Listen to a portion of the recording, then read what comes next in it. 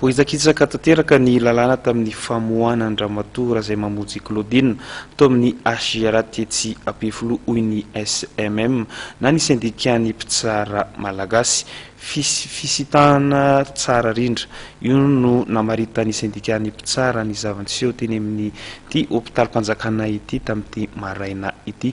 Lova Ramanatsoa Christian Rakotondramanga. Fisitahana tsara rindra io no namaritany syndicat mpitsara eto Madagasikara na ny SMM ny famoahana andramatoa raha izay mamonjy Claudine atao amin'ny hôpitaly. Raha niresaka tamin'ny mpanao gazety izy ireo dia tsy amin'ny fitsarana tampony Antsenosy. Vohitsakitsaka tanteraka ny lalàna tamin'ity raharaha ity hoy ny SMM. Lasa évasion organisée zany zavatra aminay aty amin'ny syndicat.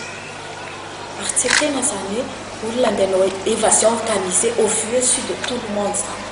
Ny évasion aloha dia efa tsy ekena et en plus délibéré flagrant. Le zavatra nitanisana teo zany nareo misy manana sariny dia jery tsara ao anatiny eo fa tsisy an'ireo.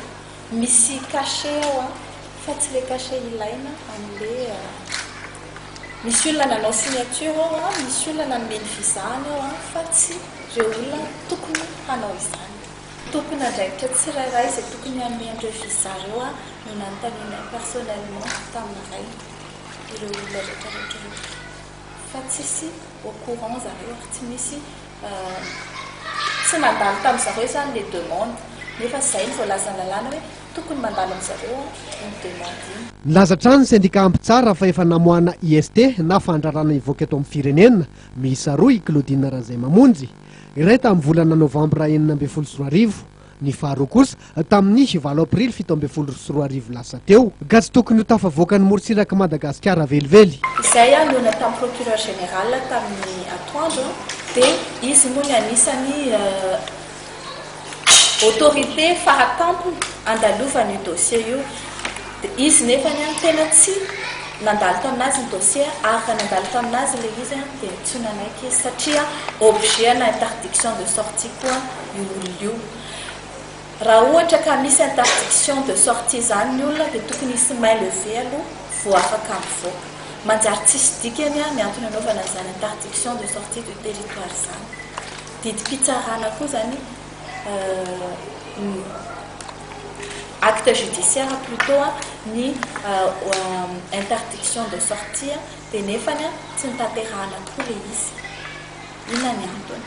Ny olona rehetrarehetra izay tratran'ny IST nefany dia tsy mahazo mivoaka ny Madagasikara. Nilaza fa tsy makasitraka ireo fomba ratsy izay lasa fanao amin'izao fotoana izao ihany koa ny SMM. Tena ny enquête ngamba nahafantarantsika an'izay satria araka ny teninay aminareo tous les personnes auteurs, co-auteurs et complices. Dikany complice dia matetika izy mipanome ordre, ny donneur d'ordre na atao instigateur dia complice dia takinay ny anenjehana izy rehetrarehetra satria anatin'ny fanontaniantsika izao. Raha ohatra ka hanomboka anao an'izany daholo ny olona rehetrarehetra hoe izay olona voafonja dia tsy miditra akory ao amin'ny fonjana ray andro fa tonga dia mivoaka. Tsy sambany io ka io fa io angamba ny atao hoe mahafeno ny kapoakatsika malagasy. Efa fantatritsika foana hoe izay manambola izay mahitety tsy miditra mifonja fa amin'izao manomboka izao tsy ekena intsony zany zavatra izany. Tamin'ny alarobia arivo nandeha ny torabato nandeha ny torakabrika sy tavandy teny toerana izany zavatra izany dia tsy ekena. Tatoato manko antsika nahita hoe zanak'anina hoy ny zahay dia mijoro avoay ihany. Zanak'anina hoy zahay tsy manaiky ny sehoany anina fitsarana. Zanak'anina izay mitaky ny famitsorana ny ananina. Tsy ekena intsony zany. Ny antso ny sampandraraha mpanao famitorana na ny police judiciaire ny syndicat mpitsara eto Madagasikara ary mitaky ny anokafana fanadihadiana andreo izay mpiray tsikombakomba mpanadateraka mpanome baiko eny hatramin'ireo olona ambony mety ho voakasika amin'ity raharaha ity.